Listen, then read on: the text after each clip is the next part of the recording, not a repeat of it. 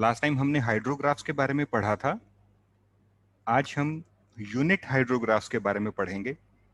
हाइड्रोग्राफ्स क्या होते हैं उसका एक छोटा सा ब्रीफ रिकॉल करने के बाद हम यूनिट हाइड्रोग्राफ की तरफ आगे जाएंगे। अगर हम रिकॉल करें, पिछली बार हमने जो पढ़ा था कि एक कैनाल स्ट्रीम आउटलेट, क्योंकि एक कैचमेंट का एक आउटलेट पॉइंट है, वहां पे जो भी स्ट्रीम है उसमें कुछ पानी पहले से फ्लो कर रहा होता है before the start of rainfall. So discharge before the rainfall is से corresponding to this much water level in the stream at the outlet। तो जब रेनफॉल होती है तो उसकी वजह से दिस लेवल स्टार्ट्स इंक्रीजिंग और एक टॉप लेवल तक पहुंचने के बाद ही फिर से रिसीड करते हुए वापस एक मिनिमम लेवल पे आ जाता है जो बेस फ्लो के इक्वलेंट ही होता है। So discharge before and after rainfall that remain same, but in between वो वैल्यू बढ़ के एक पीक वैल्यू तक जाती है और उसके बाद स्लोली रिड्यूस होते हुए, डिक्लाइन होते हुए वापस उस मिनिमम वैल्यू या जो बेस फ्लो की वैल्यू वहां तक आ जाती है। तो इस डिस्चार्ज का जो वेरिएशन है, if you see in the form of a graph, वो इस फॉर्म में है कि लाइक स्टार्टिंग से पहले वो इंक्रीज होता है, एक पीक वैल्यू तक पहुंचता है and then it starts declining. So the same thing that happened at the outlet in the form of discharge, that is being represented as the variation of this discharge in the form of a graph, और इस graph को हम flood hydrograph बोलते हैं। ये हमने last time पढ़ा था इसके बारे में। और इस फ्लड हाइड्रोग्राफ को हमने रिप्रेजेंट इस वे में किया था कि जहां से कि इसका डिस्चार्ज इंक्रीज होना शुरू होता है वो पॉइंट होगा जब हमारा रेनफॉल स्टार्ट हुआ है। So somewhere at this point our rainfall has started. Here this block shows the effective rainfall hyetograph. That means the horizontal axis, the horizontal direction here, it is indicating the duration of the rainfall, and the vertically downward this ordinate, that is giving you the effective rainfall intensity. We are not talking of the rainfall intensity, we are talking of the effective rainfall intensity. So this is one rainfall event that is corresponding to a particular effective rainfall intensity in which the entire water is actually reaching the outlet. Because हमने इसको effective rainfall बोला है, that means all the losses जो infiltration, evaporation, depression storage, surface detention, वो सब already इसमें से remove कर चुके हैं। तो अब ये वाला ब्लॉक जितना भी पानी रिप्रेजेंट कर रहा है, दैट एंटायर वाटर, गिरा तो पूरी कैचमेंट पे है, but that entire water will reach the outlet for sure. ये इसमें एक कंफर्म बात है। तो ये जो फ्लड हाइड्रोग्राफ है, so this flood hydrograph is the variation of discharge at the outlet. और ये जो इफेक्टिव रेनफॉल हाइड्रोग्राफ है, ये यूनिफॉर्मली पूरी कैचमेंट पे जो पानी गिरा है उसकी इफेक्टिव रेनफॉल डेप्थ को रिप्रेजेंट करेगा। So this area represents the effective rainfall depth. और अगर हम इस फ्लड हाइड्रोग्राफ को देखें तो हमने लास्ट टाइम ये भी पढ़ा था कि this flood hydrograph constitutes is constituted of two things, one is base flow and another is the direct run of. तो जो भी डिस्चार्ज आउटलेट पे किसी भी टाइम पे मिल रहा है, तो before the start of rainfall जो उसमें डिस्चार्ज था that was base flow, after the end of this rainfall effect that is also base flow. तो एक ये जो एक लाइन है, इसके नीचे का पोर्शन हम बेस फ्लो मान लेते हैं और इसके ऊपर का पोर्शन वो वाला वाटर है जो कि इस रेनफॉल की वजह से आउटलेट पे पहुंचा है, तो इसको हम डायरेक्ट रन ऑफ बोलते हैं। So this flood hydrograph is basically constituted of two things, direct runoff and the base flow। अब इस डायरेक्ट रनऑफ और बेस फ्लो को सेपरेट करने का तरीका हमने लास्ट टाइम पढ़ा था, जिसमें 3 मेथड थे, मेथड 1, 2 एंड 3। तो उसके अकॉर्डिंगली अगर हम वर्कआउट करने के बाद किसी भी फ्लड हाइड्रोग्राफ में से अगर हम बेस फ्लो को सब्ट्रैक्ट कर देते हैं, then what we get the direct run of hydrograph.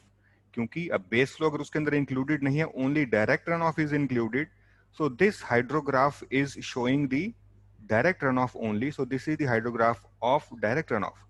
सो इसको शॉर्ट फॉर्म में DRH या फिर डायरेक्ट रन ऑफ हाइड्रोग्राफ बोलते हैं। और इस केस में आप देखेंगे तो इस टाइम t इक्वल टू 0 पे रेनफॉल स्टार्ट हो रही है और उस पॉइंट पे इसका ऑर्डिनेट DRH का दैट इज 0, क्योंकि उसमें से बेस फ्लो हम सारा रिमूव कर चुके हैं। तो ऑर्डिनेट इसका 0 से स्टार्ट होगा और 0 पे ही एंड होगा। एक और बात इसमें नोट करने वाली ये थी कि the duration of the rainfall that may be very small, but the effect of this rainfall at the outlet can be seen for a long duration। ठीक है, तो इसके बारे में भी हमने पढ़ा था कि इस पीक से वो कितने टाइम बाद तक इसका इफेक्ट रहता है। एक फॉर्मूला भी हमने लास्ट टाइम पढ़ा था। एनीवेज, जब हम एक फ्लड हाइड्रोग्राफ में से सब्ट्रैक्ट करते हैं बेस फ्लो को, तो हमारे पास जो रिजल्टिंग हाइड्रोग्राफ बचता है उसको हम DRH कहते हैं। तो अगर हम सब्ट्रैक्ट करके फ्लड हाइड्रोग्राफ से DRH को एक्सट्रैक्ट कर सकते हैं, तो इसका रिवर्स भी पॉसिबल है। अगर हम DRH में बेस फ्लो ऐड कर दें तो हमें फ्लड हाइड्रोग्राफ भी मिल जाएगा। अब इसमें एक पॉइंट अभी तक हमारे माइंड में ये आता है कि अगर हमें इसको सब्ट्रैक्ट करके DRH निकालना है तो उसका क्या पर्पस है, और अगर जब उसको सब्ट्रैक्ट कर ही दिया तो वापस बेस फ्लो ऐड करके फिर से फ्लड हाइड्रोग्राफ पे पहुंचने का क्या मतलब है, या हम ये अननेसेसरीली ये एक्सरसाइज कर रहे हैं। तो इसके जवाब में हम सिर्फ ये देखेंगे कि ये जो हम बेस फ्लो सब्ट्रैक्ट करके एक DRH निकालते हैं, ये एक प्रोसीजर को रिप्रेजेंट कर रहा है। अगर हमारे पास किसी और रेनफॉल का डायरेक्ट रन ऑफ हो तो हम उस टाइम का एस्टिमेटेड बेस फ्लो अगर हम उसके अंदर ऐड कर पाएं तो हम एक ऐसे फ्लड हाइड्रोग्राफ तक पहुंच सकते हैं जो अभी अचीव नहीं हुआ है। आने वाले टाइम के अंदर ये वेरिएशन बढ़ते बढ़ते कुछ टाइम बाद ये पीक फ्लड आने वाला है आउटलेट पे, और हम उससे पहले ही उसके बारे में थोड़ा जान लें, उसको एस्टिमेट कर पाएं कि किसी पर्टिकुलर रेनफॉल की वजह से आउटलेट पे अब डिस्चार्ज कितना होगा। तो एज ए प्रोसेस हम इस चीज को अभी फिलहाल यहाँ पे एक पॉज दे लेते हैं। इसकी बेटर अंडरस्टैंडिंग हम आगे आने वाली स्लाइड्स में देखेंगे। तो फिलहाल हम यहाँ पे इसको इतना ही समझते हैं कि this direct run of hydrograph and base flow they collectively constitute this flood hydrograph, और इस फ्लड हाइड्रोग्राफ में से बेस फ्लो सब्ट्रैक्ट कर देने से हमें डायरेक्ट रन ऑफ हाइड्रोग्राफ मिलता है। और डायरेक्ट रन ऑफ हाइड्रोग्राफ अगर हमारे पास अवेलेबल हो और बेस फ्लो की वैल्यूज अवेलेबल हो तो इन दोनों को ऐड करके हम फ्लड हाइड्रोग्राफ के ऑर्डिनेट्स भी वर्कआउट कर सकते हैं। तो उसका एक ब्रीफ रिप्रेजेंटेशन, ये एक छोटा सा डायग्राम है। Flood hydrograph minus base flow DRH, so DRH plus base flow you can get the flood hydrograph. तो वही साइक्लिक बेसिकली रिवर्स प्रोसेस है। तो किसी भी डायरेक्शन में आप अपनी कैलकुलेशंस को ले जा सकते हैं। If you have the flood hydrograph you can extract DRH, if you have DRH you can extract flood hydrograph by subtracting or adding the base flow. Now there is a question for you. You have to pick the correct expression. ये last time भी मैंने इसके बारे में कुछ इसी similar एक question आपको दिया था. Most of you answered it wrongly. So इस वजह से I have just repeated the same thing. और एक question आपके सामने इस time screen पे है. So you have to answer it in the form of a poll, and I am launching it.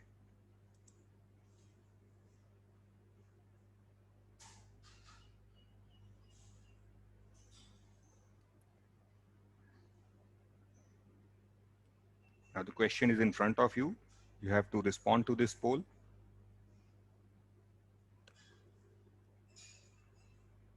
Hurry up, please. You have to pick the correct expression between DRH, FH, and BF.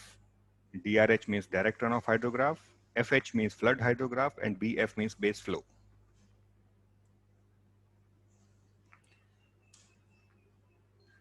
So 7 students have responded so far. I'm waiting for the others. Hurry up, please. Okay, I'm about to end it.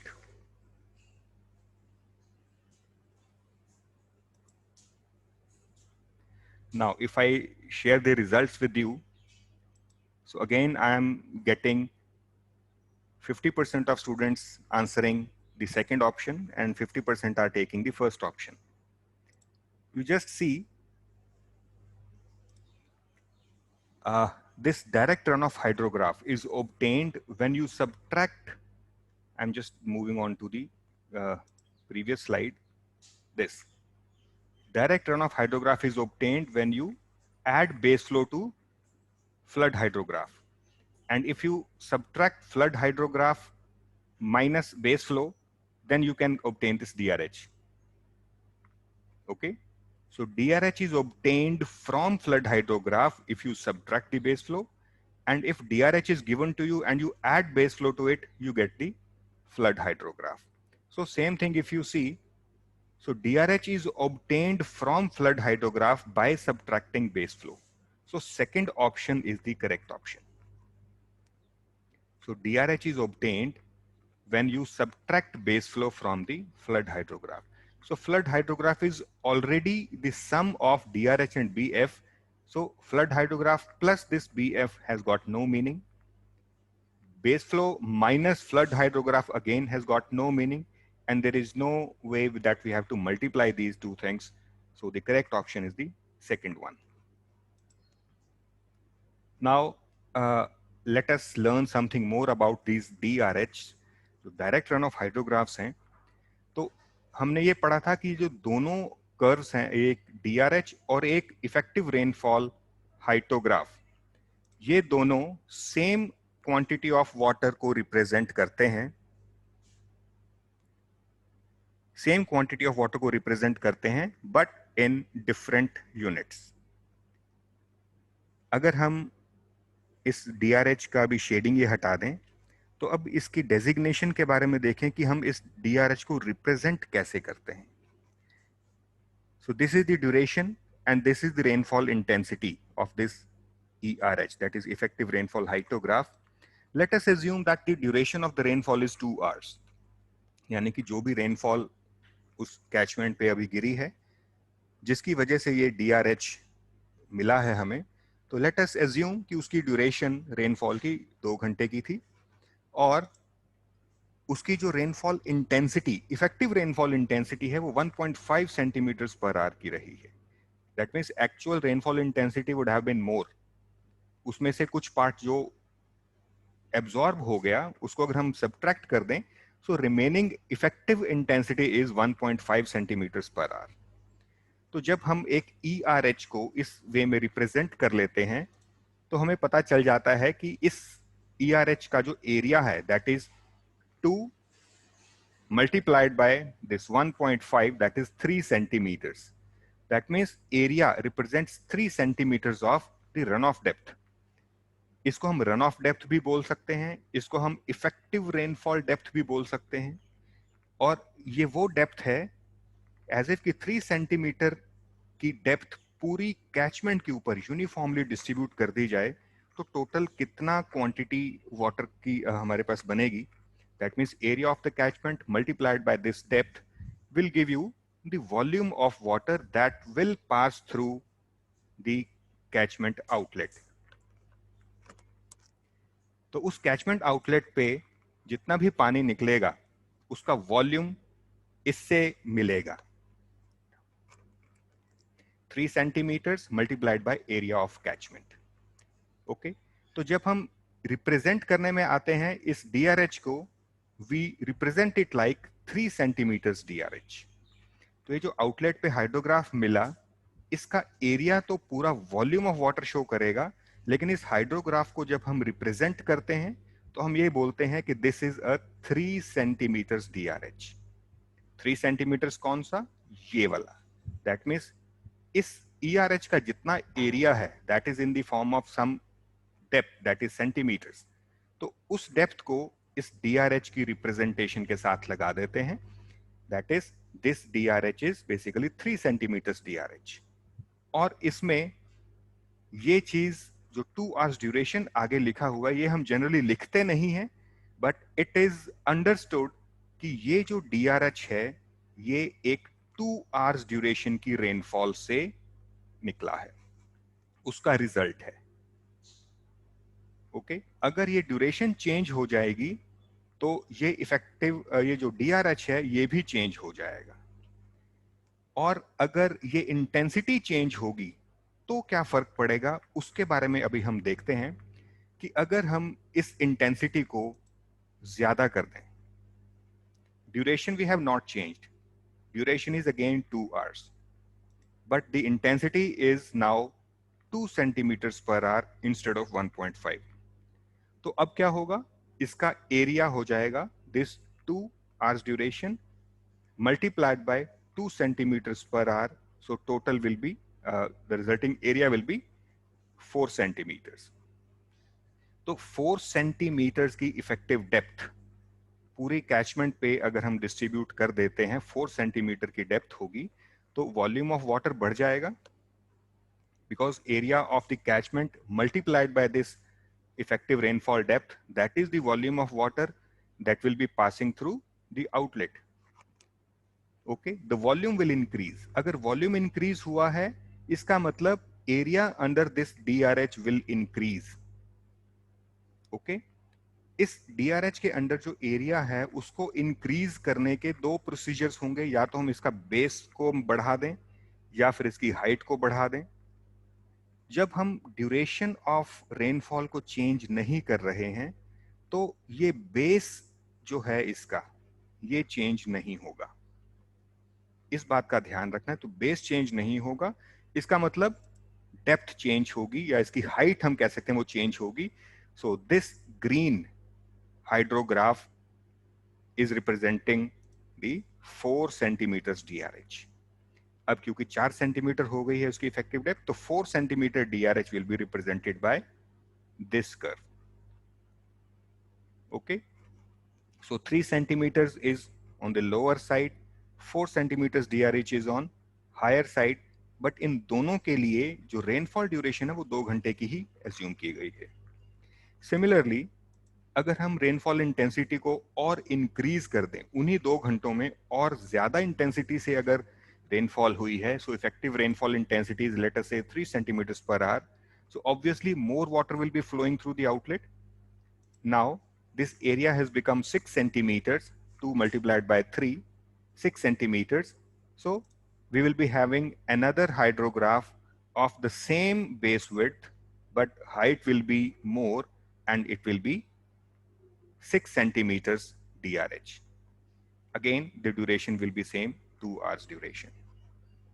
Okay, ये जो concept है कि जैसे जैसे इसकी intensity बढ़ेगी duration same है, तो वैसे ही बिकॉज इंटेंसिटी बढ़ने से और ड्यूरेशन सेम रहने से इफेक्टिव रेनफॉल डेप्थ की वैल्यू बढ़ती जाएगी, 3, 4 एंड 6 ये बढ़ती गई, तो इसकी हाइट बढ़ती जाएगी। ओके, अगर आप इस रिलेशन को समझ चुके हैं then you can answer this question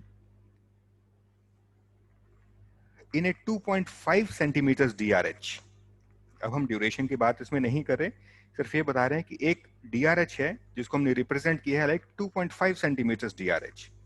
इस रिप्रेजेंटेशन में 2.5 सेंटीमीटर किस चीज को रिप्रेजेंट करता है? 2.5 centimetre represents area of the ERH, area under DRH, depth of effective rainfall और डेप्थ ऑफ रन ऑफ। और यहाँ पे एक नोट दिया हुआ है, मोर देन वन ऑप्शंस में बी करेक्ट। सो अब ये जो आपके सामने पोल मैं लॉन्च करने वाला हूं, इसमें more than one options can be correct. तो आपको जो भी ऑप्शन इसमें करेक्ट लग रही हैं आप उन सभी को सिलेक्ट कर सकते हैं।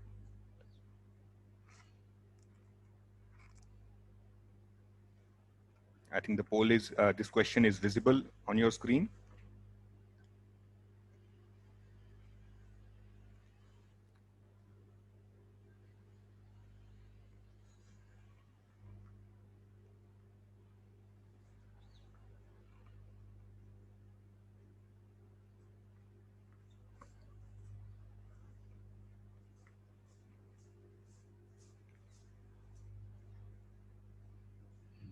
Nearly 40% of students have responded so far. Hurry up, please. It's very nice. 70% students have responded. So I'm about to end this poll. Hurry up, please.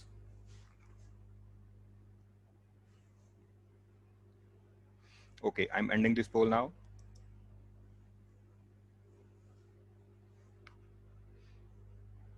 Now I'm sharing these results. Now you see, this is what you have responded collectively. And if you see to these options, 2.5 centimeters. In the previous slides, we have just discussed that it is the depth of effective rainfall. It is the depth of effective rainfall.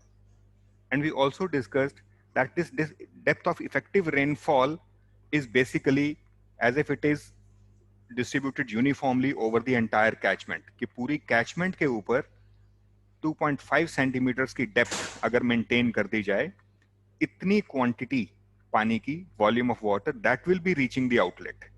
अगर वो outlet पे पहुंच रही है तो वो run off कहलाएगी. So 2.5 centimetre is also representing the depth of run off. So depth of effective rainfall और डेप्थ ऑफ रन ऑफ एक ही बात है, एक ही चीज को रिप्रेजेंट करते हैं. और इनको, इस डेप्थ को हम कैलकुलेट कैसे करते हैं? By taking the area of the ERH. So option A, C and D are correct. Option B is wrong because area under the DRH कभी भी सेंटीमीटर्स में नहीं होगा, ये वॉल्यूम की फॉर्म में होगा. Okay, so this will be in the form of volume.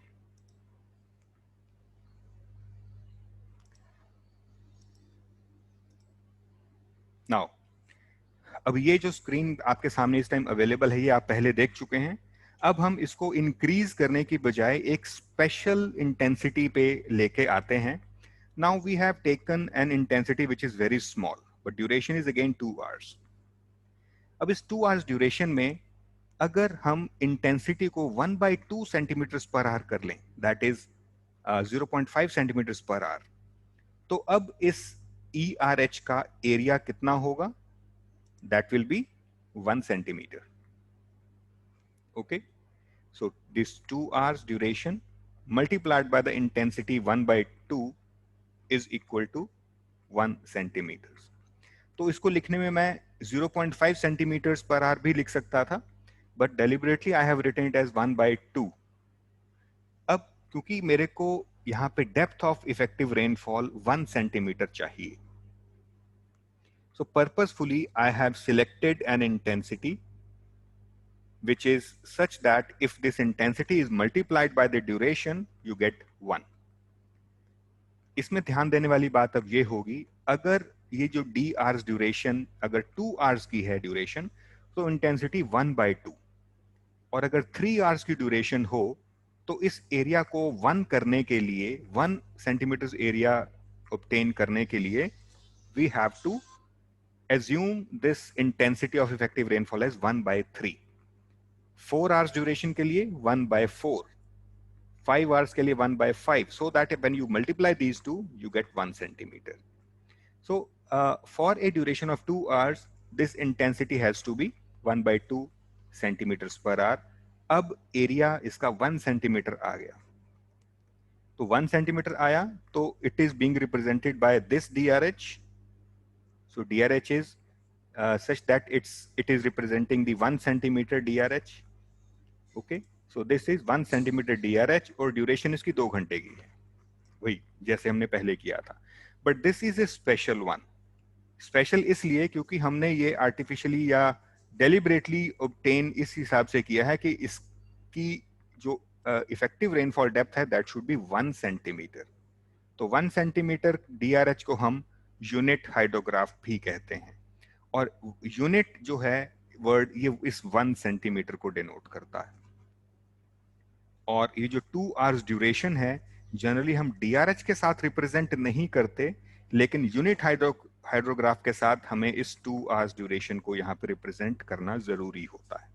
So this is a DRH, basically 1 centimetre DRH, जिसकी ड्यूरेशन इस ड्यूरेशन से रिप्रेजेंट हो रही है. We call it as 2 hours unit hydrograph. अब इस पॉइंट पे आके हमारे पास यूनिट हाइड्रोग्राफ इंट्रोड्यूस हो गया. तो यूनिट हाइड्रोग्राफ है क्या? It is basically A DRH. 1 centimetre DRH है, जिसमें 1 सेंटीमीटर क्या चीज है? It is the area of this ERH.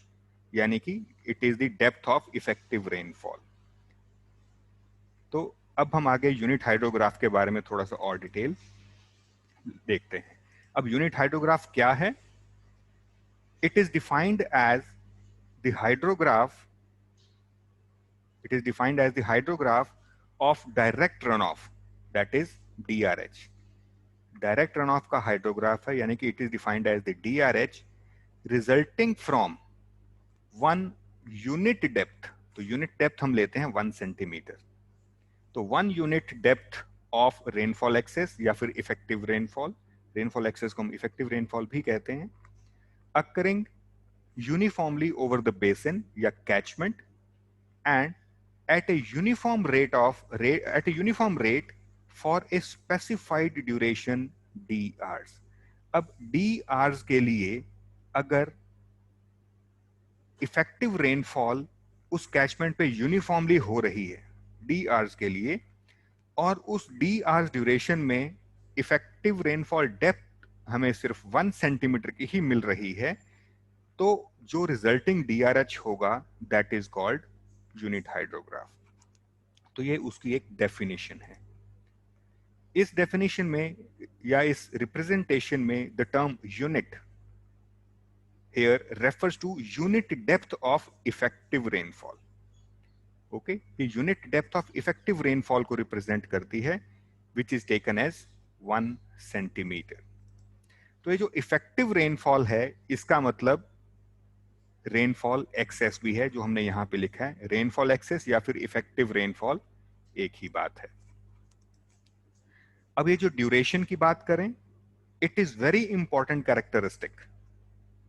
अब ये ड्यूरेशन हम जो उसके साथ रिप्रेजेंट कर रहे थे कि D hours duration, D hours unit hydrograph या 2 आवर्स यूनिट हाइड्रोग्राफ, तो ये बेसिकली एक इंपॉर्टेंट कैरेक्टरिस्टिक है, और इस वजह से इसको हम इस UH के साथ प्रीफिक्स कर देते हैं, यानी कि 2 hours unit hydrograph, 6 hours unit hydrograph, और इन जनरल हम उसको D आवर्स यूनिट हाइड्रोग्राफ बोल देते हैं।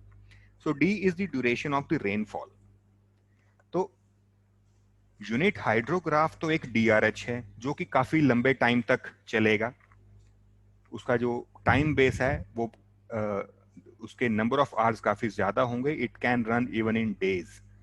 लेकिन उसकी रिप्रेजेंटेशन में जो ड्यूरेशन लिखी जाती है, ये उस रेनफॉल की ड्यूरेशन लिखी जाती है जिसकी वजह से वो DRH प्रोड्यूस हुआ है। So in nutshell unit hydrograph क्या है? It is a DRH। किसका DRH है? 1 सेंटीमीटर इफेक्टिव रेनफॉल का DRH है। 1 सेंटीमीटर इफेक्टिव रेनफॉल का मतलब क्या है कि area under this ERH is 1 centimetre. जो इफेक्टिव रेनफॉल हाइड्रोग्राफ हम DRH के ऊपर एक रेक्टेंगुलर ब्लॉक बनाते हैं, तो that is the area of that block is 1 centimetre. और अगर एरिया ऑफ इस ERH का अगर एरिया 1 सेंटीमीटर लेना है, तो इसका मतलब हमें ERH के क्या क्या डायमेंशन रखने पड़ेंगे। हॉरिजॉन्टल डायरेक्शन डायमेंशन उसकी होती है duration of the effective rainfall.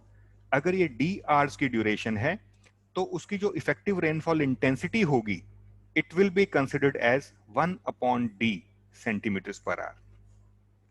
अगर ये 3 आवर्स की ड्यूरेशन है, तो effective rainfall intensity will be considered as 1/3 centimetres per hour.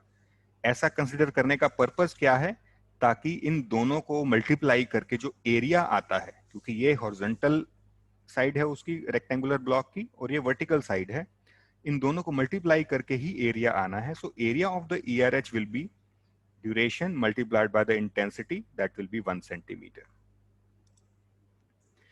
अगर हम रिकॉल करें पिछले लेक्चर से, तो हमने एक ये एक्सप्रेशन पिछली बारी देखा था, that area under ERH is multiplied by area under the catchment, that is area under the DRH। क्योंकि एरिया अंडर ERH हमें इफेक्टिव रेनफॉल की डेप्थ देता है, जो कि पूरे कैचमेंट पे अगर उतनी डेप्थ अवेलेबल हो, तो catchment area multiplied by that depth will give you volume, so volume of the run of. और DRH का जो एरिया है, एरिया अंडर द DRH, वो हमें वॉल्यूम ऑफ रन ऑफ ही देता है। So this is the expression that we discussed in the previous lecture. और उसके हिसाब से देखा जाए तो एरिया अंडर DRH अब 1 सेंटीमीटर है।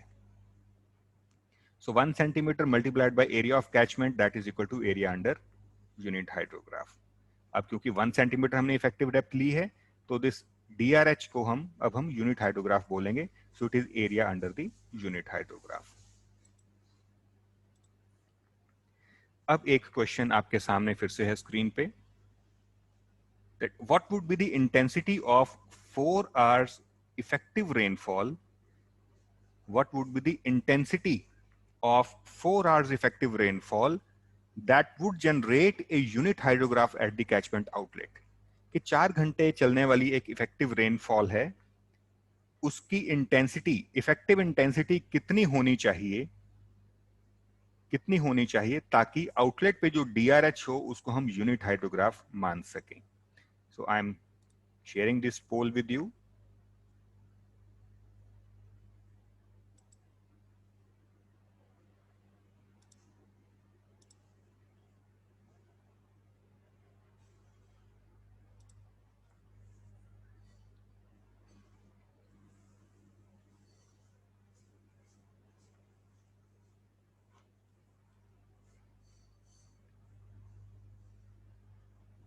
ध्यान से आंसर कीजिएगा इसको. Yes, most of you are answering it correctly.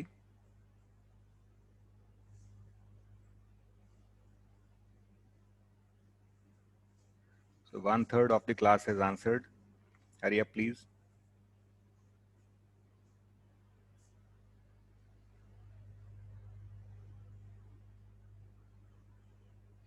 Now I'm getting the responses from all the options.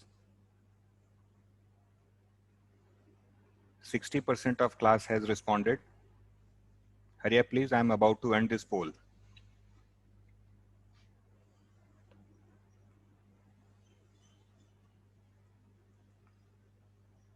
Okay, I'm ending it.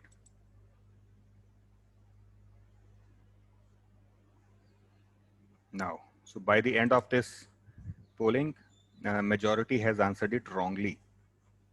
So this is what you have responded.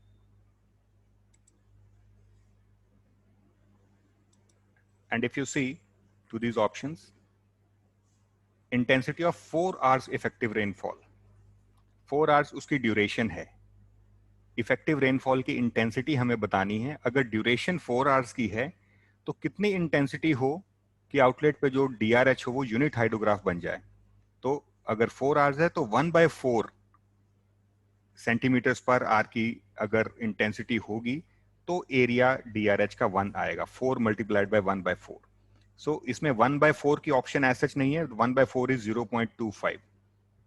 So option D is correct. Basically इस duration को इस intensity से multiply करना है, तो multiply करने के बाद जो एरिया आता है that should be 1 centimetre. So obviously 0.25 centimeters per hour is the correct option. Now coming to two basic assumptions. अब यूनिट हाइड्रोग्राफ थ्योरी में अब हम दो assumptions बेसिकली देखेंगे. First is time invariance and second assumption is the linear response. अब unit hydrograph अभी तक हम ये तो जान पाए कि it is a DRH of 1 centimetre effective rainfall, लेकिन हमने इसको क्यों यूज करना है और क्यों हम इसको पढ़ रहे हैं और इसकी एप्लीकेशन क्या है, उसको समझने के लिए हम एक पहले इस assumptions को देखें कि यूनिट हाइड्रोग्राफ के बारे में दो चीजें हम पहले मान के चलते हैं. First is the time invariance and second is the linear response. इसका थोड़ा सा हिंट आप पहले ले चुके हैं. जो टाइम इनवेरियंस है, अगर आप इन दोनों के बीच में कंपैरिजन देखें, सो जो टाइम इनवेरियंस है इसका मतलब है कि DRH of A given rainfall is time invariant, कि टाइम के साथ बदलता नहीं है. अब टाइम इनवेरिएंट का मतलब ये नहीं है कि आपके DRH में अगर अलग अलग टाइम पे ऑर्डिनेट्स चेंज नहीं होंगे. इसका मतलब ये है कि अगर किसी रेनफॉल की वजह से कोई DRH प्रोड्यूस हुआ है और वो रेनफॉल अगर जनवरी में हुई थी, तो उस टाइम पे जो DRH ऑब्जर्व किया गया था, अगर वही रेनफॉल, सेम रेनफॉल जनवरी की बजाय फरवरी, मार्च, अप्रैल या किसी भी और टाइम पे हो जाए, तो DRH में कोई चेंज नहीं होगा. DRH फिर भी उसका उतना ही आएगा। ओके, अब हम ये सोच सकते हैं कि जनवरी में तो विंटर सीजन है, और अगर मई जून में देखा जाए before the start of monsoon तो काफी ड्राई सीजन है, तो ड्राई सीजन में तो फिर इतना पानी आउटलेट पे मिल नहीं पाएगा।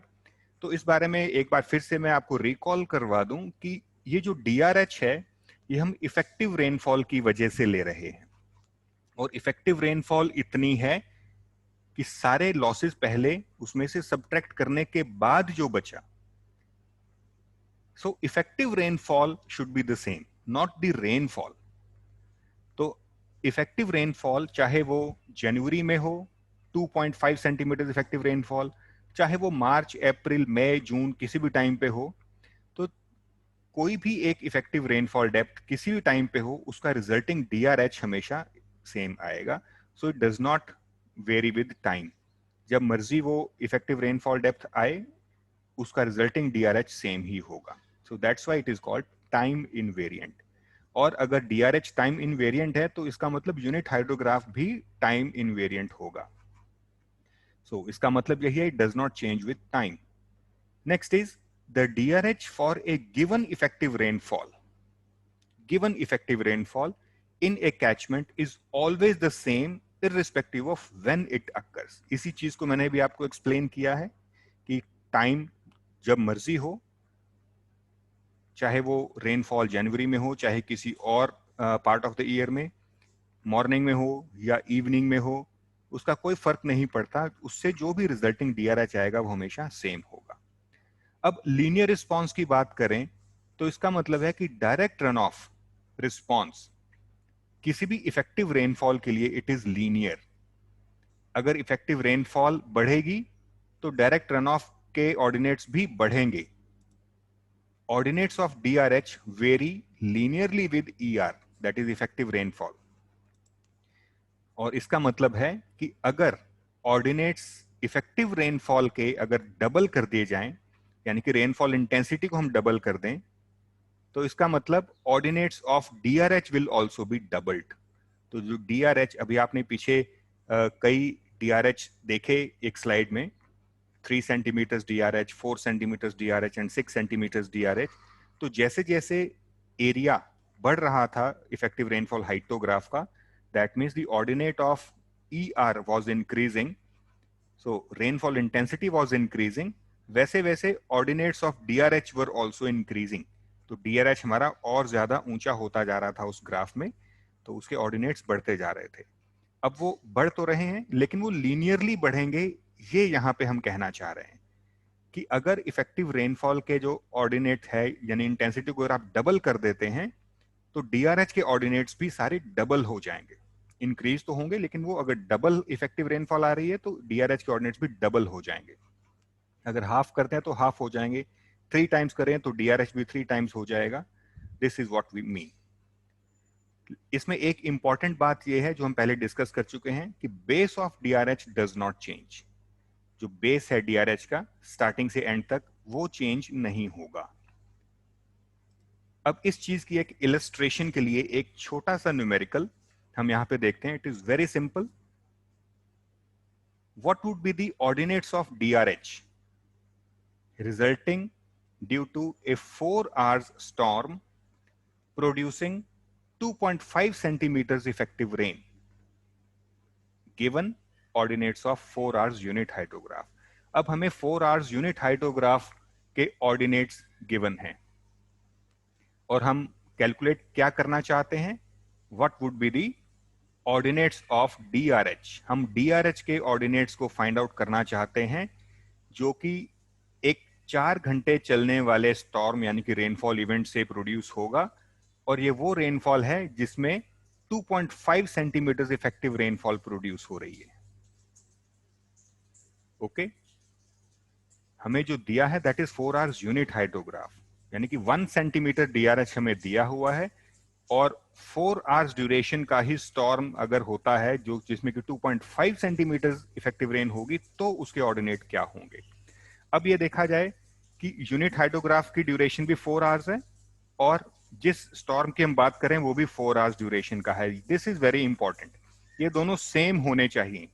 अगर ये दोनों सेम है तो अब हम देखें कि 4 hours unit hydrograph means 1 centimetre DRH, तो दिस इज 1 सेंटीमीटर DRH के ऑर्डिनेट्स हैं सारे। टाइम के साथ साथ हमें 2.5 सेंटीमीटर DRH के ऑर्डिनेट्स चाहिए। ओके, तो जो गिवन है वो टाइम, एक सीरीज टाइम की है, 0, 2, 4, 6, 2-2 घंटे के इंटरवल पे हमें एक टाइम सीरीज गिवन है, और यूएच यानी कि यूनिट हाइड्रोग्राफ के ऑर्डिनेट्स मीटर क्यूब पर सेकंड में 0, 10, 25, 50, 85, 105 ये इंक्रीज हो रहे हैं यहां तक, उसके बाद डिक्रीज होते हुए वापस जीरो पे। अगर आप इसको ग्राफ प्लॉट करेंगे तो it will be a hydrograph. तो इस टाइम टी इक्वल टू 0 से लेकर time t equal to 10 hours तक ये इंक्रीज होता जा रहा है, उसके बाद अप टू 24 आवर्स आके वापस 0 हो रहा है। ठीक है, तो ये 1 सेंटीमीटर का DRH है। अगर हमने 2.5 सेंटीमीटर का DRH निकालना है तो इसमें इस ऑर्डिनेट को हम 2.5 से मल्टीप्लाई कर देंगे। अभी हमने पिछली स्लाइड में पढ़ा था कि अगर ऑर्डिनेट्स किसी भी ER के अगर डबल कर दिए जाएं तो ऑर्डिनेट DRH के भी डबल हो जाएंगे। ठीक है, इसमें डबल नहीं हो रहे, 2.5 टाइम्स करें, बिकॉज इफेक्टिव रेनफॉल अब 2.5 सेंटीमीटर है। अगर 1 सेंटीमीटर हो इफेक्टिव रेन तो ये ऑर्डिनेट्स हैं DRH के। अगर 2.5 टाइम्स अगर है तो DRH के क्या ऑर्डिनेट्स होंगे, वो इसके 2.5 टाइम्स होंगे। Like 0 multiplied by 2.5 is 0, then 10 multiplied by 2.5 is 25, then this 25 multiplied by 2.5 is 62.5. Here it is the value 50, so 50 multiplied by 2.5 is 125. Likewise, all the ordinates will be multiplied by 2.5 and you will get the ordinates of 2.5 centimeters DRH. तो ये जो 2.5 centimetre DRH है, इसमें 0, 25, 62.5, 125 ये सारे उसके ordinates हैं। तो ये जो पहले लिखा मैंने 0 मल्टीप्लाइड बाय 2.5, ये सिर्फ आपको समझाने के लिए लिखा है कि ऑल दी ऑर्डिनेट्स, ये सारे जो फर्स्ट लिखे हैं ये सारे यही ऑर्डिनेट्स हैं यूनिट हाइड्रोग्राफ के। इन सभी ऑर्डिनेट्स को हमने 2.5 से मल्टीप्लाई करना है and we will obtain 2.5 centimetre DRH। ये एक सिंपल स्टेप है। ठीक है, अब इस ऑप्शन को, इस पर्टिकुलर कॉन्सेप्ट को हम आगे भी यूज कर सकते हैं। अब एक 4 आवर्स ड्यूरेशन का एक ब्लॉक है 4 आवर्स ड्यूरेशन का, जिसका कि ये यूनिट हाइड्रोग्राफ है जो अभी हमने जस्ट अभी कैलकुलेशन की है। तो 4 आवर्स ड्यूरेशन का एक इफेक्टिव रेनफॉल था जिसका कि 1 सेंटीमीटर एरिया हमारे पास है, तो वो यूनिट हाइड्रोग्राफ बनेगा। तो this is 4 hours unit hydrograph जो हमें दिया हुआ है, यानी कि 1 सेंटीमीटर DRH। और अगर इसकी इंटेंसिटी 0.625 सेंटीमीटर पर आवर ले ली जाए, अगर इसकी इंटेंसिटी 0.625 सेंटीमीटर पर आवर ले ली जाए तो इसका एरिया बन जाएगा 2.5 सेंटीमीटर। तो ये उस केस में अगर इंटेंसिटी इतनी हो जाए, इंस्टेड ऑफ 0.25 अगर हम 0.625 ले लें तो एरिया इसका 1 सेंटीमीटर के बजाय 2.5 सेंटीमीटर हो जाएगा। तो 2.5 सेंटीमीटर होते ही जो इफेक्टिव रेनफॉल, सॉरी इसका जो डायरेक्ट रन ऑफ हाइड्रोग्राफ है उसके ऑर्डिनेट्स भी अब इसके 2.5 टाइम्स हो जाएंगे। किसी भी पॉइंट पे अगर हम देखेंगे, suppose this point of time, अगर ये ऑर्डिनेट यूनिट हाइड्रोग्राफ का है तो ये ordinate direct run of hydrograph का it will be 2.5 times this unit hydrograph ordinate. किसी भी लोकेशन पे अगर यहां पे भी देखें, so this ordinate multiplied by 2.5 will be this ordinate. इस तरह से पीक पॉइंट पे अगर देखें, so this peak ordinate unit hydrograph का multiplied by 2.5 will be this much. Okay, so this is 1 centimetre DRH, this is 2.5 centimetre DRH, सारे ordinates 2.5 centimetre हैं। तो ये उसी पिछले वाले जो भी हमने कैलकुलेशन देखी टेबुलर फॉर्म में, उसी का ग्राफिकल रिप्रेजेंटेशन है। Now another illustration. अब ये जो इलस्ट्रेशन है, find the ordinates of DRH resulting due to 2 consecutive 4 hour storms। अब ये सिंगल स्टॉर्म नहीं है, अब ये 2 स्टॉर्म्स है। consecutive मीन्स एक के बाद एक, 4-4 घंटे के 2 स्टॉर्म्स हैं, producing 2.5 centimetre and 3 centimetre effective rains respectively. तो पहला स्टॉर्म 2.5 सेंटीमीटर का इफेक्टिव रेनफॉल देता है। सेकंड स्टॉर्म जो इसके इमीडिएटली बाद स्टार्ट हो रहा है उसकी इफेक्टिव रेनफॉल 3 सेंटीमीटर की है। तो इन दोनों का कंबाइंड DRH क्या होगा वो हमें फाइंड आउट करना है। Find the ordinates of DRH resulting due to 2 consecutive rainfalls. अब हमें गिवन वही है ordinates of 4 hours unit hydrograph. अब ये चीज है, गिवन 4 आवर्स यूनिट हाइड्रोग्राफ है, ठीक है, और रेनफॉल एक सिंगल ना होके अब दो हैं। जैसे हमारा effective rainfall hydrograph in general हम बनाते हैं, हमने अभी पहले सिंगल ब्लॉक ही लेके देखा था, अब हम दो ब्लॉक्स इकट्ठे देख रहे हैं। फर्स्ट का एरिया है 2.5 सेंटीमीटर, सेकंड का एरिया है 3 सेंटीमीटर, ठीक है। तो अब रिजल्टिंग हाइड्रोग्राफ क्या होगा? सो सी दी calculations in the Excel sheet. अब मैं यहां पे एक बार शेयरिंग स्टॉप करके एक्सेल शीट आपके साथ शेयर करूंगा। इस कैलकुलेशन को मैं वहां पे एक्सेल शीट में आपको दिखाता हूं। तो just wait for it.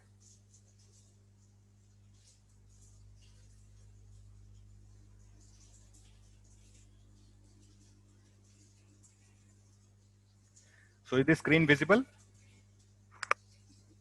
Yes, sir. Okay. So this is the Excel sheet. Yes, sir.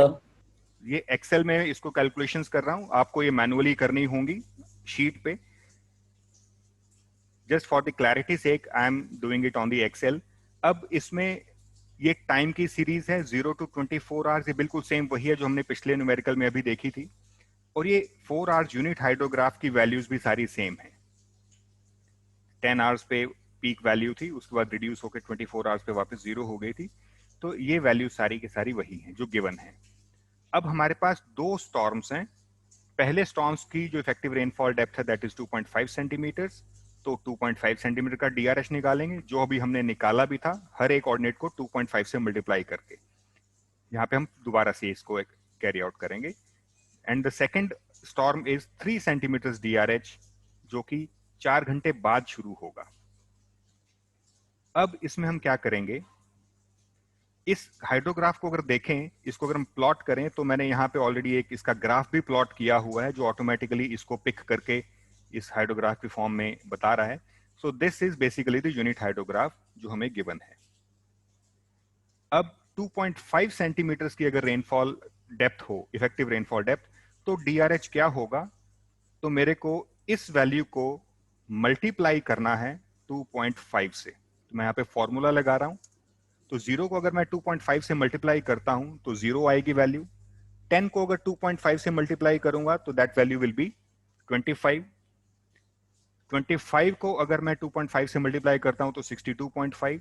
ये सारी वो वैल्यूज है जो हमने अभी इस न्यूमेरिकल में करके देखी भी हैं। सारी की सारी वैल्यूज वही हैं। Okay, so at time t equal to 24 unit hydrograph का ऑर्डिनेट 0 है, तो उसका 2.5 से मल्टीप्लाई करने के बाद भी वो 0 ही रहेगा। और इसको उसके बाद अगर और आगे भी एक्सटेंड करें टाइम में तो वो 0 ही रहेगा। तो दैट मीन्स 2.5 सेंटीमीटर का जो DRH है वो हमारा यहाँ पे अभी बन गया। तो जैसे जिस टाइम पे यूनिट हाइड्रोग्राफ बना हुआ है उसी टाइम पे हमारा ये hydrograph, direct run of hydrograph इसका आ गया। ठीक है, अब यहां तक तो हम पहले वाले न्यूमेरिकल में कर चुके हैं, लेकिन जैसे ही ये रेनफॉल खत्म हुई, ये rainfall time t equal to 0 से लेकर time t equal to 4 hours तक चली थी। 4 घंटे की रेनफॉल थी। उसके खत्म होते ही नेक्स्ट रेनफॉल, जिसका की इफेक्टिव रेनफॉल डेप्थ अब 3 सेंटीमीटर की है, ये वाली स्टार्ट हो गई है। तो ये स्टार्ट कब हुई? Time t equal to 4 hours पे स्टार्ट हुई और खत्म कब होगी? Time t equal to 8 hours पे। तो अब इसने शुरू होना है time t equal to 4 hours पे, और 3 सेंटीमीटर का मतलब है कि यही यूनिट हाइड्रोग्राफ का 3 टाइम्स होगा। जैसे ये 2.5 टाइम्स था, ये इस हाइड्रोग्राफ का 3 टाइम्स होगा।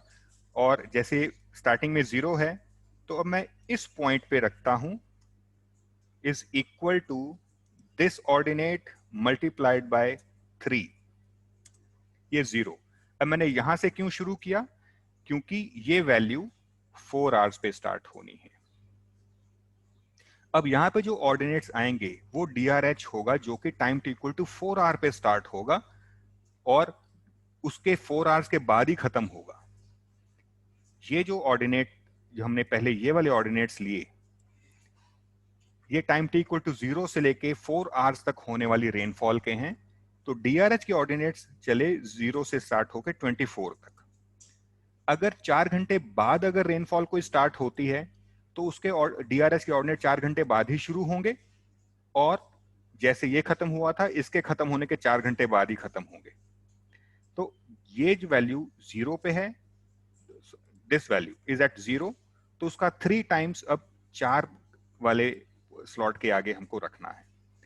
इसी तरीके से नाउ 10 मल्टीप्लाइड बाय 3, क्योंकि 3 सेंटीमीटर डीआरएच है, सो 10 मल्टीप्लाइड बाय 3 30, और वो 30 की वैल्यू कहां आएगी, क्योंकि ये 2 पे है तो उसके 4 घंटे बाद यानी कि 6 पे, तो इस जगह पे आएगी। सो वो जो वैल्यू 30 की वो इस जगह पे आनी है। Similarly next is 25 multiplied by 3 75, तो 75 की वैल्यू आनी चाहिए, क्योंकि ये वैल्यू 4 पे है तो उसके 4 घंटे बाद डिले करके 8 पे यानी कि इस पॉइंट पे आनी चाहिए। तो उसी फॉर्मूले को अगर मैं आगे एक्सटेंड करता हूं तो ये यहां पे आ गया। तो जैसे जैसे मैं इसको एक्सटेंड करता जा रहा हूं तो आप देख रहे हैं कि यहाँ पे वो हाइड्रोग्राफ भी बनना शुरू हो गया है। अभी जब मैंने इसको नहीं बनाया था तो ये यहाँ तक था, तो जैसे ही मैं इसको यहाँ तक लेके आता हूँ ये बढ़ गया आगे, और आगे तक की वैल्यू जैसे से एंटर करता जा रहा हूँ ये बढ़ता जा रहा है, और आप ये देख रहे हैं कि टाइम इक्वल टू 4 पे स्टार्ट हो रहा है। और ये पूरा हाइड्रोग्राफ अगर मैं सारा फॉर्मूला यहाँ तक कॉपी कर देता हूँ, now this is the formula. तो आप ये देख रहे हैं कि जो ब्लू वाला है दिस इज यूनिट हाइड्रोग्राफ जो गिवन है। ये हमारी कैलकुलेशन में सिर्फ इन डीआरएच को वर्कआउट करने के लिए यूज हो रहा है, एक्चुअल में अवेलेबल नहीं है, ये हमें सिर्फ डेटा गिवन है। रेनफॉल सिर्फ 2 हो रही हैं, 2.5 सेंटीमीटर इफेक्टिव रेनफॉल और 3 सेंटीमीटर इफेक्टिव रेनफॉल।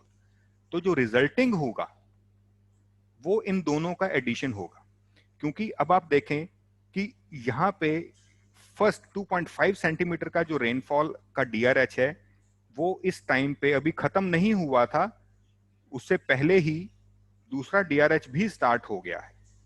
तो इस पर्टिकुलर टाइम पे अगर देखें, अगर टाइम इक्वल टू 6 पे अगर हम चेक करें तो 2.5 सेंटीमीटर वाले रेनफॉल की वजह से 125 मीटर क्यूब पर सेकेंड का डिस्चार्ज आ रहा है, और नेक्स्ट जो रेनफॉल है उसकी वजह से 30 मीटर क्यूब पर सेकेंड का डिस्चार्ज आ रहा है।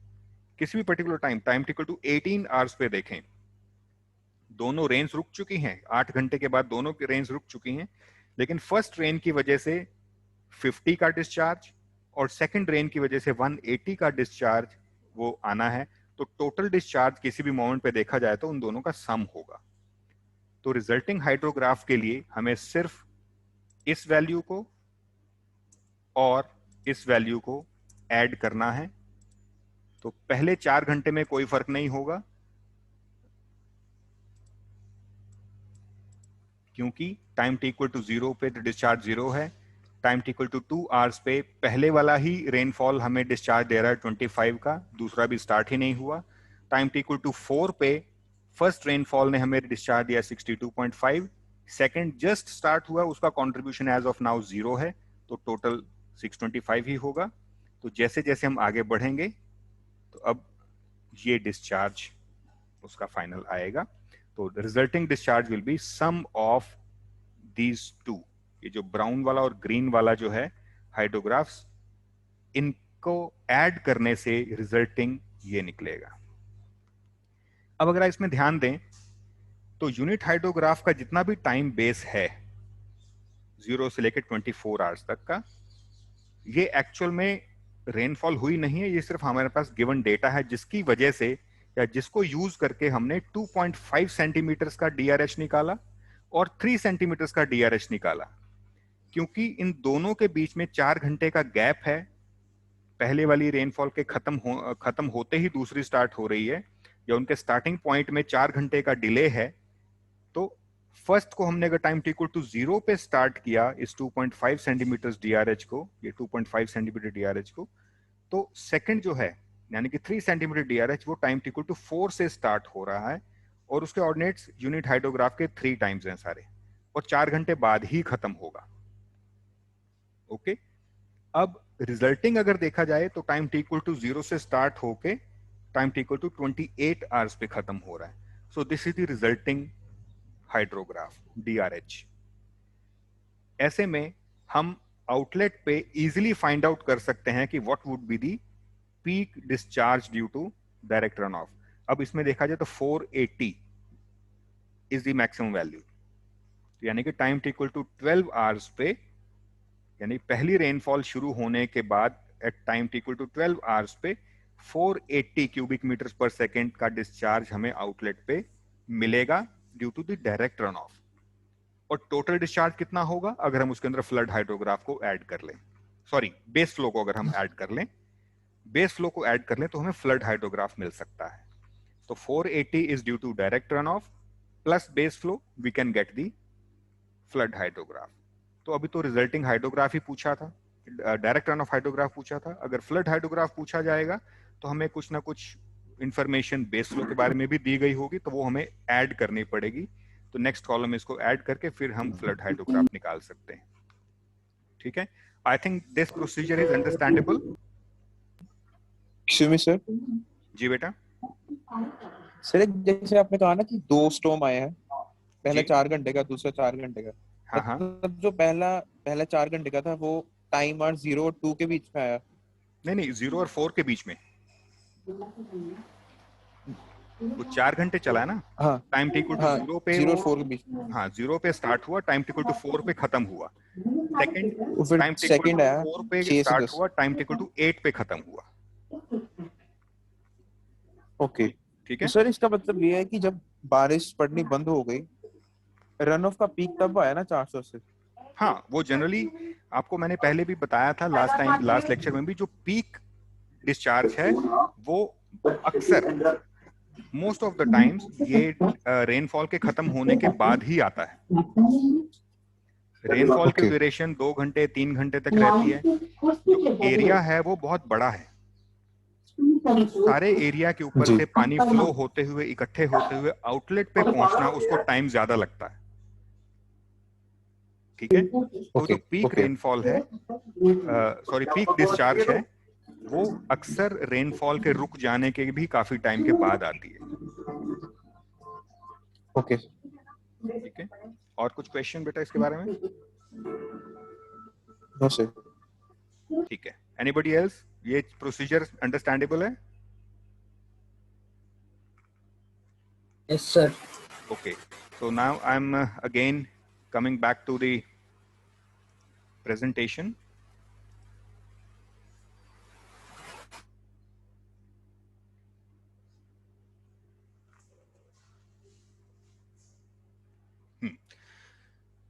ये वो रेनफॉल है पहली जो 0 to 4 चली थी, और दूसरी 4 to 8 आवर्स तक के लिए चली। ठीक है, लेकिन जो हमारा जो रिजल्टिंग होगा वो टाइम टी इक्वल टू 0 से लेके 24 आवर तक था एक का, दूसरे का 4 से लेके फिर 28 आवर्स तक का चलेगा। टोटल 24 घंटे का है इसका टाइम बेस इस गिवन डेटा के अकॉर्डिंगली। और जो सेकंड है ये टाइम टी इक्वल टू 4 पे स्टार्ट होगा, तो ऑब्वियसली 4 घंटे बाद अगर स्टार्ट हो रहा है तो 4 घंटे बाद ही उसका इफेक्ट खत्म होगा। तो टाइम टी इक्वल टू 4 पे स्टार्ट होके फिर 28 पे जाके खत्म होना है। तो दोनों का कंबाइंड इफेक्ट देखें तो 0 से लेकर 28 आवर्स के बीच बीच में दोनों का इफेक्ट रहेगा, तो जो भी हमने इसमें देख भी लिया था।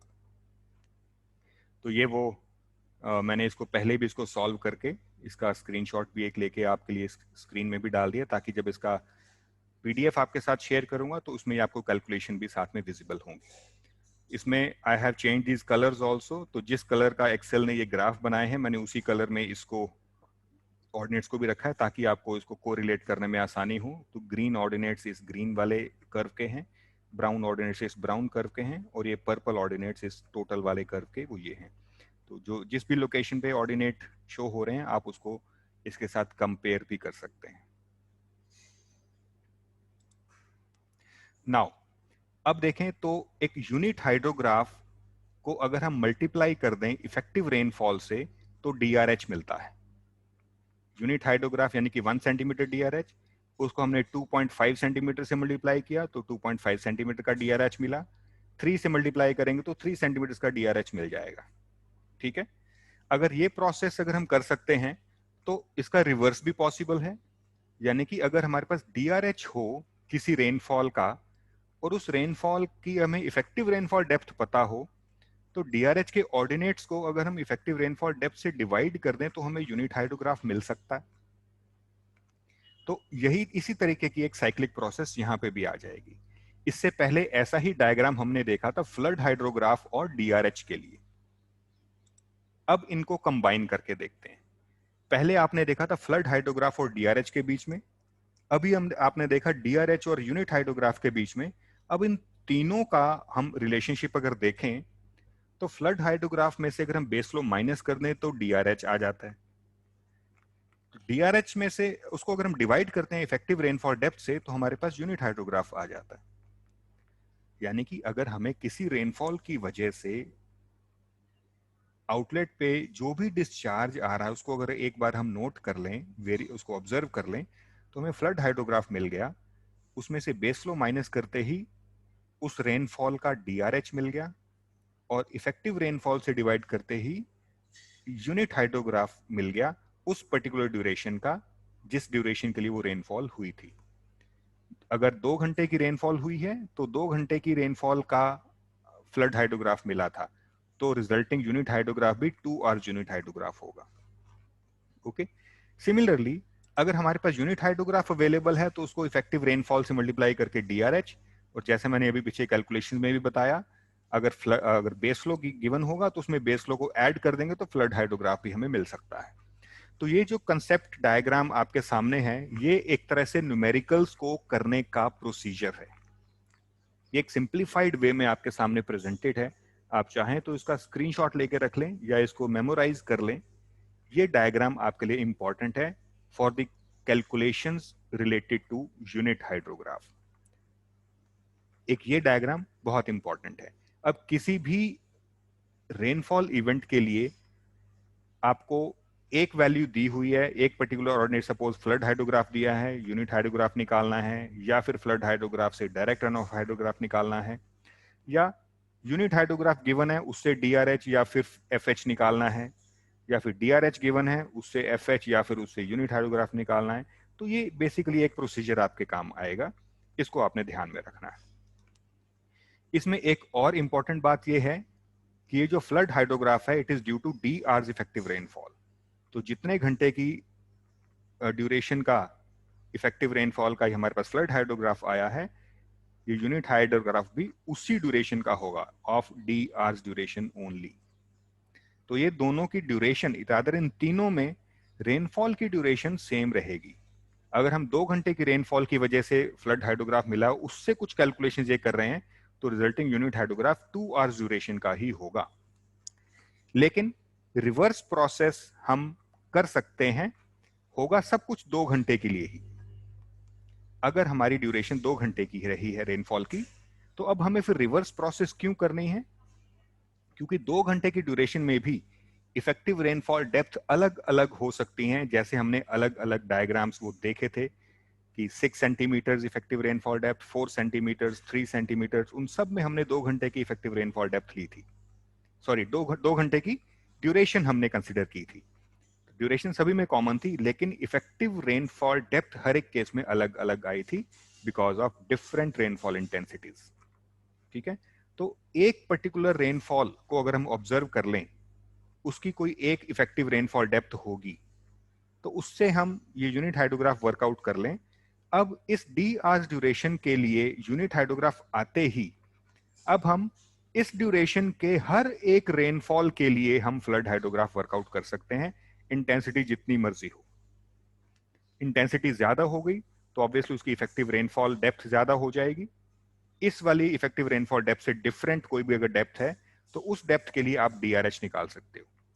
अगर आपको 2 सेंटीमीटर DRH गिवन है तो आप उससे 3 सेंटीमीटर DRH निकाल सकते हो। तो DRH गिवन है 2 सेंटीमीटर का, उन ऑर्डिनेट्स को अगर आप 2 से डिवाइड कर दोगे सभी को, तो आपके पास यूनिट हाइड्रोग्राफ के ऑर्डिनेट्स आ जाएंगे, और उन यूनिट हाइड्रोग्राफ के ऑर्डिनेट्स को अगर आप 3 से मल्टीप्लाई कर दोगे तो आपके पास 3 सेंटीमीटर का DRH आ जाएगा for the same duration of rainfall. ठीक है, तो ये जगलरी उसमें काम आएगी। लेकिन अगर एक ड्यूरेशन का हमें रेनफॉल अगर दिया हुआ है या उससे यूनिट हाइड्रोग्राफ गिवन है, लेकिन किसी दूसरी ड्यूरेशन का निकालना हो, तब ये प्रोसीजर डायरेक्टली एप्लीकेबल नहीं है। अब हम एप्लीकेशन ऑफ यूनिट हाइड्रोग्राफ को अगर पढ़ें तो ये दोनों ही चीजें पॉसिबल हैं। आप इनको ध्यान से देखें। D hour unit hydrograph can be derived from a flood hydrograph due to effective rainfall for specific duration D. Flood hydrograph है, डी आर ड्यूरेशन की इफेक्टिव रेनफॉल की वजह से जो फ्लड हाइड्रोग्राफ आया, उससे हम यूनिट हाइड्रोग्राफ वर्कआउट कर सकते हैं और वो यूनिट हाइड्रोग्राफ इसी डी आर ड्यूरेशन का होगा। और इसका reverse, flood hydrograph due to this D hour duration effective rainfall can be derived from D hour unit hydrograph. ये जस्ट उसका रिवर्स है। तो जो अभी पीछे हमने ये जो स्लाइड देखी है, ये basically application of unit hydrograph theory है। ये दोनों एप्लीकेशंस एक दूसरे के जस्ट ऑपोजिट हैं और बोथ वेज रिवर्सिबल एक तरह से प्रोसेस है, हम वर्कआउट कर सकते हैं। Now this is the last slide basically. अब अगर इस इफेक्टिव रेनफॉल की बात हम करें, 2 आवर्स इफेक्टिव रेनफॉल की अगर हम बात करें, तो उससे जो भी फ्लड हाइड्रोग्राफ निकलेगा, उस फ्लड हाइड्रोग्राफ से हम direct run of hydrograph work out कर सकते हैं और उससे हम यूनिट हाइड्रोग्राफ वर्कआउट कर सकते हैं। तो जो यूनिट हाइड्रोग्राफ वर्कआउट करेंगे वो 2 आवर्स ड्यूरेशन का ही होगा। This is what we have meant so far. अगर 3 आवर्स इफेक्टिव रेनफॉल है, उसके सेम प्रोसीजर से हम कोई यूनिट हाइड्रोग्राफ वर्कआउट करते हैं तो वो 3 आवर्स का यूनिट हाइड्रोग्राफ होगा। इन नटशेल, इन जनरल अगर हम बात करें तो किसी भी डी आवर्स ड्यूरेशन की इफेक्टिव रेनफॉल से सेम प्रोसीजर फॉलो करके जो यूनिट हाइड्रोग्राफ आएगा वो डी आवर्स ड्यूरेशन के लिए ही एप्लीकेबल है। अब ये जो 3 ब्लॉक्स बनाए हैं, बेसिकली इनके बीच में गैप ज्यादा रखने का मतलब है कि 2, 3, 4, 6 और इन जनरल हमने डी आवर्स का कर लिया है। तो एक ब्लॉक एक ड्यूरेशन के लिए है। इस ड्यूरेशन में इफेक्टिव रेनफॉल डेप्थ की वैल्यूज डिफरेंट डिफरेंट हो सकती हैं। आप इसको एक ही यूनिट हाइड्रोग्राफ से आप सारी वैल्यूज को वर्कआउट कर सकते हैं, provided the duration remains the same. ठीक है, आपको एक रेनफॉल ऑब्जर्व करनी है 2 आवर्स ड्यूरेशन की। अब उसके बाद यूनिट हाइड्रोग्राफ वर्कआउट करने के बाद 2 आवर्स ड्यूरेशन की कोई भी रेनफॉल, चाहे वो अभी जस्ट हुई है या कभी फ्यूचर में होगी, उसके लिए क्या रिजल्टेंट फ्लड हाइड्रोग्राफ होगा या डीआरएच होगा, वो आप आज ही वर्कआउट कर सकते हैं। रेनफॉल होने से पहले भी कर सकते हैं। सपोज 2 सेंटीमीटर इफेक्टिव रेनफॉल के लिए आपने निकाल लिया, अब यूनिट हाइड्रोग्राफ तो 1 सेंटीमीटर के लिए है, तो 2 सेंटीमीटर इफेक्टिव रेनफॉल की वैल्यू ऑब्जर्व करके आपने उसका यूनिट हाइड्रोग्राफ निकाल लिया। अब आप 1.5 centimetre, 2 centimetre, 2.6 centimetre, 10 centimetre even effective rainfall के लिए आप ये फ्लड हाइड्रोग्राफ तक वर्कआउट कर सकते हैं उसी यूनिट हाइड्रोग्राफ से। लेकिन अगर ड्यूरेशन चेंज हो जाती है तो you need different unit hydrograph. ये यूनिट हाइड्रोग्राफ और ये यूनिट हाइड्रोग्राफ डिफरेंट हैं, चाहे कैचमेंट सेम है लेकिन डिफरेंट है। तो 3 आवर्स यूनिट हाइड्रोग्राफ हमें अगर यूज करना है तो उसके लिए कोई ना कोई रेनफॉल 3 आवर्स ड्यूरेशन की अगर ऑब्जर्व होगी, उसका फ्लड हाइड्रोग्राफ वर्कआउट करेंगे, उससे फिर बेस फ्लो माइनस करके डीआरएच को डिवाइड करेंगे उसकी इफेक्टिव रेनफॉल से, तो हमारे पास यूनिट हाइड्रोग्राफ आ जाएगा और वो 3 आवर्स ड्यूरेशन का होगा। अब इससे 3 आवर्स ड्यूरेशन की सारी रेनफॉल्स को कवर किया जा सकेगा। ओके, तो अब एक क्वेश्चन ये आता है, अगर हम सभी रेनफॉल्स को वर्कआउट करना चाहते हैं उनके flood hydrographs in order to pre estimate the flood hydrograph of any duration. Any duration का मतलब ऑल ड्यूरेशन, किसी भी ड्यूरेशन को आपको दे दिया जाए और आप उसका फ्लड हाइड्रोग्राफ वर्कआउट कर सकें। वो ड्यूरेशन 2 आवर्स की हो सकती है, 3 आवर्स की हो सकती है, 4 आवर्स की हो सकती है, 10 आवर्स की हो सकती है। So in order to pre estimate the flood hydrograph of any duration, कोई भी ड्यूरेशन आपको दे दी जाए, तो दैट मीन्स इस एनी का मतलब बेसिकली ऑल ड्यूरेशंस है, कि हम सभी ड्यूरेशंस का फ्लड हाइड्रोग्राफ वर्कआउट कर पाए। We need unit hydrographs of every duration. अगर 2 घंटे की बात करते हैं टू आवर्स का अगर फ्लड हाइड्रोग्राफ निकालना है तो हमारे पास 2 आवर्स का यूनिट हाइड्रोग्राफ होना चाहिए। 3 आवर्स का फ्लड हाइड्रोग्राफ चाहते हैं कोई भी रेनफॉल के लिए तो हमें 3 आवर्स का यूनिट हाइड्रोग्राफ चाहिए। तो हमें सभी ड्यूरेशंस के यूनिट हाइड्रोग्राफ्स चाहिए होंगे।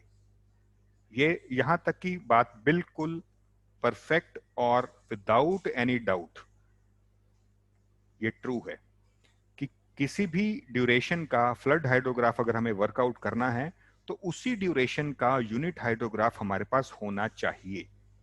We need unit hydrograph of that duration. Okay, लेकिन अब एक क्वेश्चन आता है, should we wait for the effective rainfalls of all duration? अगर मेरे पास 3 आवर्स यूनिट हाइड्रोग्राफ नहीं है, 2 आवर्स का तो है लेकिन 3 आवर्स का मेरे पास नहीं है, तो क्या मेरे को उस रेनफॉल की वेट करनी पड़ेगी जो 3 आवर्स ड्यूरेशन में कुछ इफेक्टिव रेनफॉल देती हो? तो जब तक 3 आवर्स की रेनफॉल नहीं होगी तब तक मैं 3 आवर्स यूनिट हाइड्रोग्राफ वर्कआउट नहीं कर पाऊंगा इस प्रोसीजर से जो अभी तक हमने पढ़ा है। So should we wait for the effective rainfalls of that duration? अगर 4 घंटे का करना है, फ्लड हाइड्रोग्राफ निकालना है, तो क्या मेरे को पहले कोई 4 आवर्स ड्यूरेशन की इफेक्टिव रेनफॉल वर्कआउट करनी पड़ेगी, मींस वेट करनी पड़ेगी उसकी, ताकि उसको ऑब्जर्व करके मैं एक फ्लड हाइड्रोग्राफ निकालूं, उससे फिर यूनिट हाइड्रोग्राफ निकालूं, फिर मैं 4 आवर्स ड्यूरेशन की सारी रेनफॉल्स को कवर कर पाऊंगा। ठीक है, so this is the main question, should we wait for the effective rainfalls of all durations की 1 घंटे की, 2 घंटे की, 3 घंटे की, 4 घंटे की, 10 घंटे की? क्या मेरे को उसकी वेट करनी पड़ेगी? नो, इसके लिए वेट करने की जरूरत नहीं है। Just wait for the next lecture. अब नेक्स्ट लेक्चर में हम इसके बारे में पढ़ेंगे कि किसी भी एक यूनिट हाइड्रोग्राफ की अवेलेबिलिटी होते ही, ऑफ कोर्स वो एक यूनिट हाइड्रोग्राफ किसी पर्टिकुलर ड्यूरेशन का होगा, तो हम उस एक यूनिट हाइड्रोग्राफ से हम दूसरी ड्यूरेशन के यूनिट हाइड्रोग्राफ्स को भी वर्कआउट कर सकते हैं। इससे ये वाला वर्कआउट करना वो कैसे पॉसिबल होगा? जो अभी पीछे मैंने आपको दो ऐसे कर्व्स वाला जो एरोज वाला बताया कि फ्लड हाइड्रोग्राफ से डायरेक्ट रन ऑफ हाइड्रोग्राफ और उससे फिर यूनिट हाइड्रोग्राफ एंड रिवर्स, ये प्रोसीजर तब तक हम अप्लाई नहीं कर सकते जब तक हमारे पास ये इफेक्टिव रेनफॉल और ये यूनिट हाइड्रोग्राफ की ड्यूरेशन मैच नहीं करती। अगर हमें डिफरेंट मैच कराना है तो पहले हमें इस यूनिट हाइड्रोग्राफ को कन्वर्ट करना पड़ेगा इसकी ड्यूरेशन में, फिर हम वो सेम प्रोसीजर अडॉप्ट कर पाएंगे। इसको कन्वर्ट करना पड़ेगा इस ड्यूरेशन में, फिर हम उसका सेम प्रोसीजर अडॉप्ट कर पाएंगे। ठीक है, तो हमें एक ड्यूरेशन यूनिट हाइड्रोग्राफ से दूसरी ड्यूरेशन का यूनिट हाइड्रोग्राफ वर्कआउट करना है और ये हम नेक्स्ट लेक्चर में देखेंगे।